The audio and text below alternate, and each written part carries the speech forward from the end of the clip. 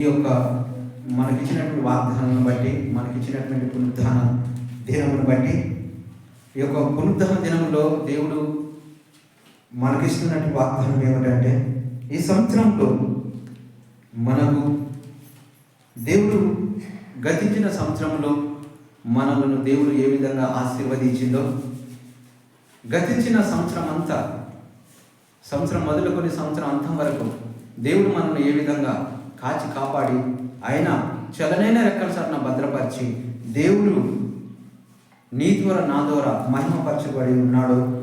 దేవుడు మనకు అనుగ్రహిస్తున్నటువంటి మరొక సంవత్సరమును బట్టి, సంవత్సరము ఆది నుండి సంవత్సరం అంతం వరకు కూడా దేవుడు నిన్ను నన్ను కాచి కాపాడి ఆయన చలనైన రెక్కల చాటున భద్రపరచుకొని ఆయన నామమును మహిమపరచబడినట్లు మనము దేవునికి ఏ విధంగా మహిమపరచాలో, దేవుని ఏ విధంగా ఘనపరచాలో ఈ నూతన సంవత్సరంలో మనము దేవునికి అంగీకారంగా మనం ఏ విధంగా ఉండాలో, ఏది ఆశపడి మనం కోరుకున్నామో దేవుడు మనకు అనుగ్రహించిన దాని ద్వారా దేవునికి మహిమ వెళ్తుందా లేదా అని మనం పరిశీలించుకొని దేవుని నామమును మహిమపరచుదాము.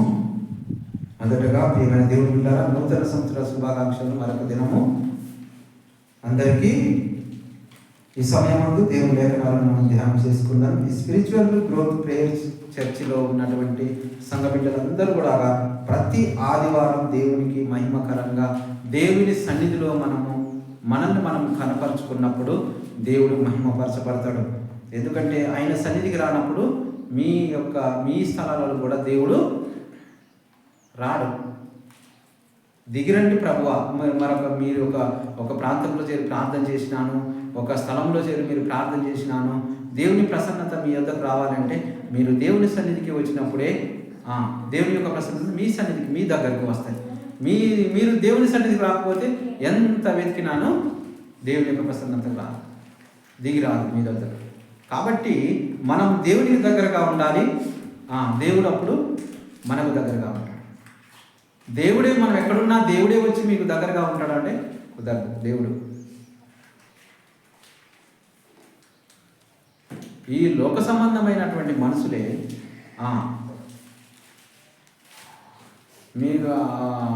మీకు ఫోన్ చేయాలంటేనే, మీరు వారికి ఫోన్ చేస్తేనే వారు మీకు ఫోన్ చేస్తారు. వారు మర్చిపోయిందంటే వారు కూడా మిమ్మల్ని మర్చిపోతారు. కాబట్టి మనం ఏం చేయాలి? ఫస్ట్ మనం ఎవడు నా యందు నిలిచి ఉండునో వాని యందు నేను నిలిచి ఉంటానన్నాడు. మరి దేవుని యందు నిలిచి ఉండి మనం అడిగినప్పుడు ఇస్తాడా? దేవునికి సమీపంగా ఉండి మనం అడిగినప్పుడు దేవుడు ఇస్తాడా? మనం దేవునికి దూరంగా ఉండి, దేవునికి ఇంకెక్కడనో మరొక స్థలంలో ఉండి దేవుని ఎంత అడిగినా నో ఛాన్స్. ఆయన ఇంటిలోకి దేవుడు మనకు స్థలం సిద్ధపరచ, దేవుడు పరలోకం వెళ్ళిండు. ఏం సిద్ధపరచ వెళ్ళిండు? స్థలం సిద్ధపరచ పరలోకం వెళ్ళిండు. కాబట్టి ఆయన మనకు స్థలం సిద్ధపరచాలంటే ఆయనకు మనము సమీపంగా ఉండాలన్నా వద్దా? ఆయనకు సమీపంగా ఉన్నప్పుడు మాత్రమే ఆయన నీ కోసం నా కోసం స్థలం సిద్ధపరుస్తాడు. ఈ లోక సంబంధులే ఒక ఇంటి స్థలం కావాలంటే ఒక సిటీ పక్కన ఏం వేసుకుంటారు? డేరాలు వేసుకుంటున్నారు. మాకు ఈ స్థలము కావాలి అని ఇల్లు లేని వాళ్ళు డేరాలు వేసుకుంటున్నారు. ఆ స్థలం దగ్గర ఉంటే ఆ స్థలం మీకు కేటాయించబడుతుందా?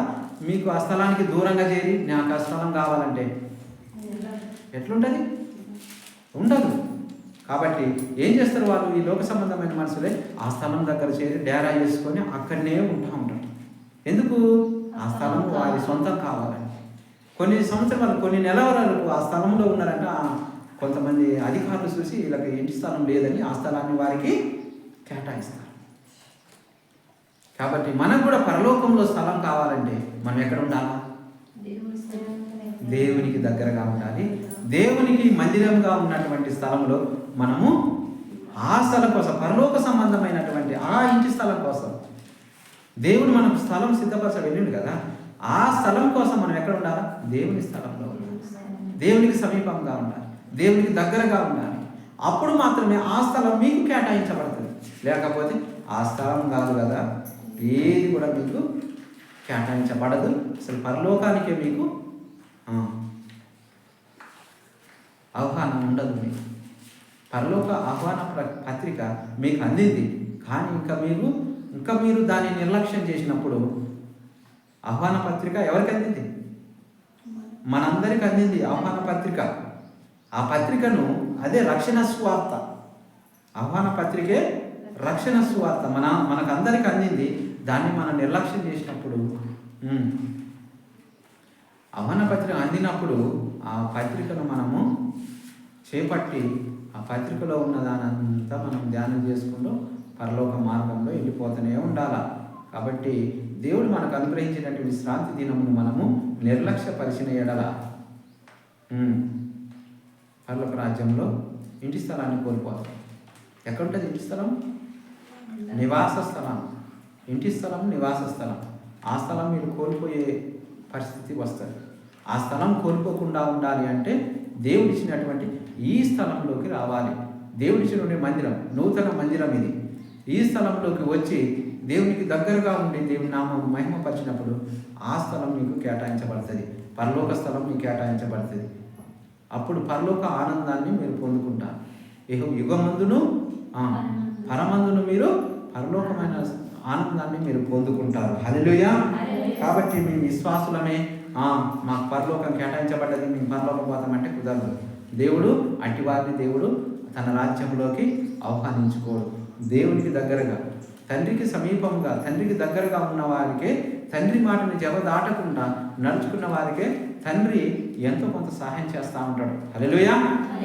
కాబట్టి తండ్రికి ఇష్టమైనటువంటి ప్రియులుగా, తండ్రికి ఇష్టమైనటువంటి కుమారులుగాను మనం ఉండి దేవునికి దగ్గరగా ఉండి దేవునికి మహిమకరంగా ఉండి దేవుని మనకు కేటాయించినటువంటి స్థలంలో మనం ఉండాలి అంటే మనం దేవునికి మహిమకరంగా ఆయన స్థలమునకు మనం వచ్చి ఆయన స్థలంలో ఆరాధించమంటున్నాడు.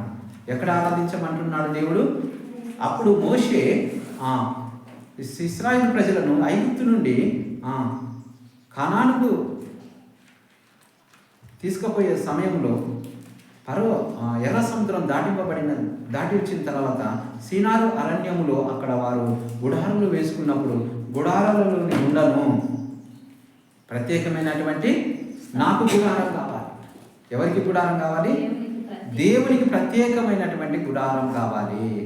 ఆ ప్రత్యేకమైన గుడారమే మందిరము. ఆ మందిరమును నిర్మించుటకు వాళ్ళు ఏమేమి సిద్ధపరిచిండ్రు? ఆవరణము, పరిశుద్ధ స్థలము, అతి పరిశుద్ధ స్థలము. కాబట్టి అతి పరిశుద్ధ స్థలానికి పోవుటకు మనకు ఇప్పుడు గొప్పగా దేవుడు భాగ్యం ఇచ్చిండు. ఎక్కడ ఇచ్చిండు? శిలువ పైన.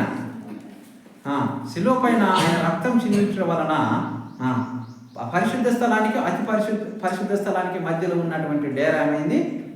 తెర ఏమైంది? పైనుండి కిందికి చినిగిపోయి అతి పరిశుద్ధ స్థలానికి మనకు అవకాశం దొరికింది. హల్లెలూయా. కాబట్టి ప్రియమైన దేవుని బిడ్డలారా, మనము అతి పరిశుద్ధ స్థలంలోనే మనం ఉన్నాము. కాబట్టి ఆ పరిశుద్ధ స్థలంలో నుండి పరలోకమునకు మనం వెళ్ళిపోవాలి అంటే మనం ఎలా ఉండాలి? దేవునికి సమీపం. నేను విశ్వాసినే, నేను దేవుని బిడ్డనే, నేను దేవుని నమ్ముకొని ఇన్ని సంవత్సరాలు అవుతుంది, అన్ని సంవత్సరాలు అవుతుంది అంటే కుదరదు. దేవుని దృష్టిలో కుదరదు. నువ్వు ఎన్ని సంవత్సరాలైనా దేవునికి ఇష్టంగా దేవుడిచ్చిన సమయం దేవునికి నువ్వు కేటాయించకపోతే నువ్వు పరలోక రాజ్యము ఉండదు. కాబట్టి ప్రియమైన దేవుని బిడ్డలారా, మనం విశ్వాసులు అయి ఉంటే సరిపోదు. క్రియలు లేని విశ్వాసము మృతమైనది. హల్లెలూయా. క్రియలు లేని విశ్వాసం మృతమైనది. మనము మందిరంకి వచ్చుట క్రియనా కాదా? క్రియలు ఉన్నాయి, మనలో క్రియలు ఉన్నాయి. కాబట్టి మనలో విశ్వాసం సజీవమైనది. మనలో విశ్వాసం ఎలా ఉందట?